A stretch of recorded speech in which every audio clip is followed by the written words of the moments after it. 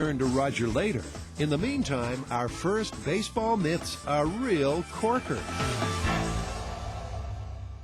Man, how great is it to have Roger Clemens helping us do baseball myths? Yep, can't wait to see him do his stuff. Well, our first myth is a total classic, the corked bat. What's a corked bat about?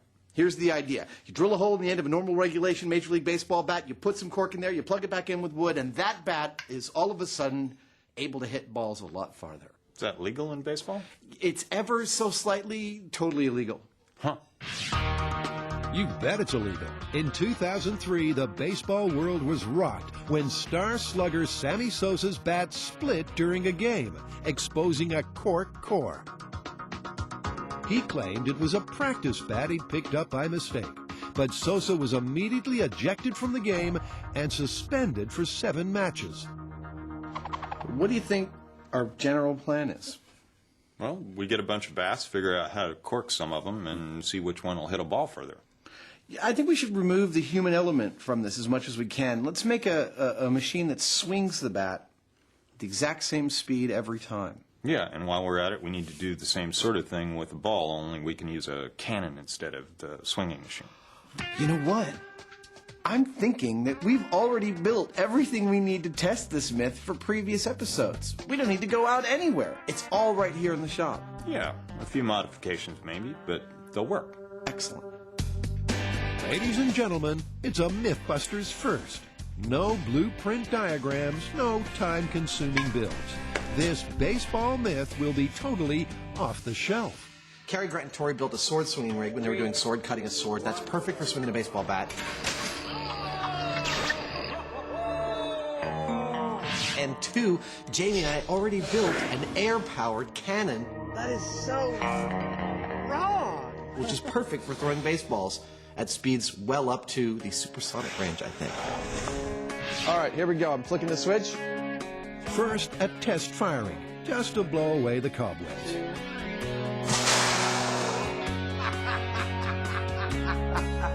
That's a nice download, man.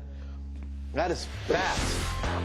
Now, a Roger Clemens fastball fizzes towards the batter at between 90 and 100 miles per hour.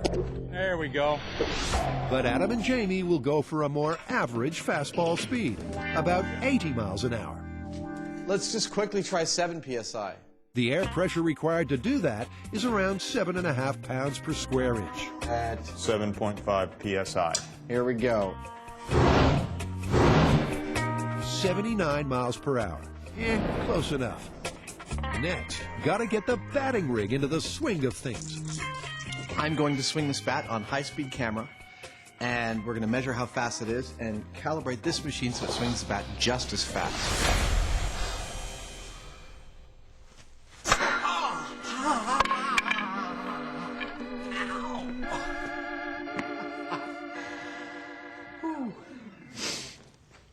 All right, let me give my hands a moment to recover.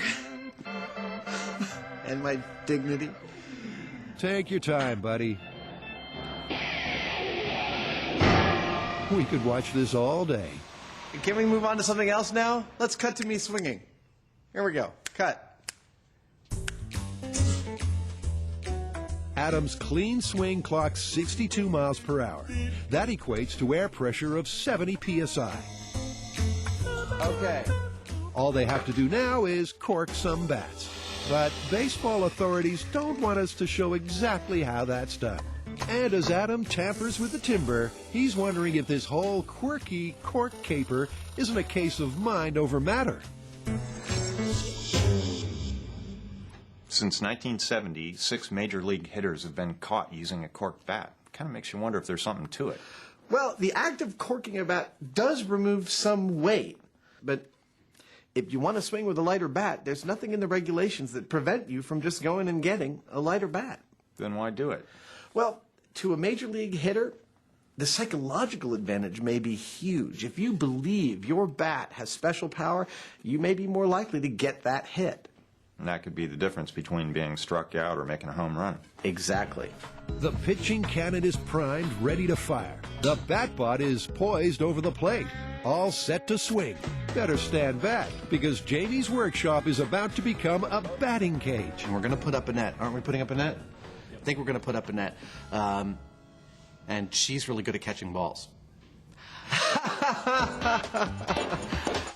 Testing baseball myths with cannons and robots. Isn't that so, Mythbusters? Something's going to go someplace where it shouldn't. We're going to have mayhem and destruction one way or another. Yeah. Oh, but what the heck? It's all in the name of science. Meanwhile, Adam and Jamie have been putting a cork in it. Now, the rules of baseball state that a bat must be a single piece of wood. That's how they leave the factory. But in the search for more spring, some players hollow out bats, replacing wood with cork. But does cork equal clout? I'll just let Adam explain. The heart of this experiment is a timer. One that fires a ball, one that swings a bat. Here's how it started. I release the safety, I click this. This sends electrical signals all the way down here, follow me, to our bank of air tanks, which we built for the Pirate Special Cannon. These two solenoids are activated by that timer. They activate these valves, releasing all the air from these tanks into the bottom of this barrel, in which is one of these balls in a saddle. The ball starts traveling down the barrel.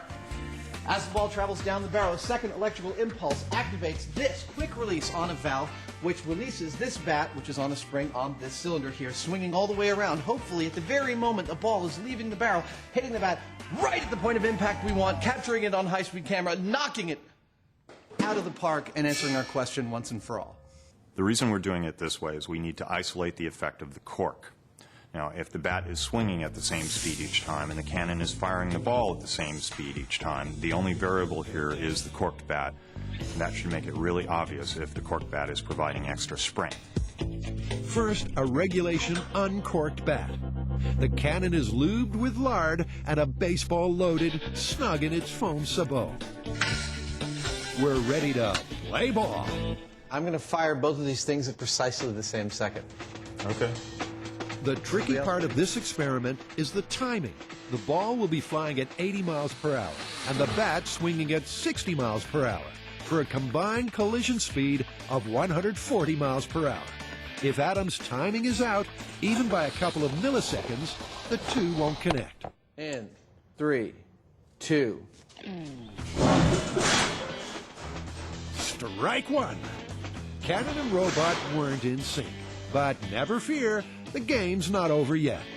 High speed says that we've dialed into our correct batting speed. The mechanical bat is swinging just as fast as I was able to, 62 miles an hour. However, the ball is showing up to the party 141 milliseconds early. Adam tweaks the timer. I've delayed the ball by 141 milliseconds. Everybody ready? In 5, 4, 3. Hey,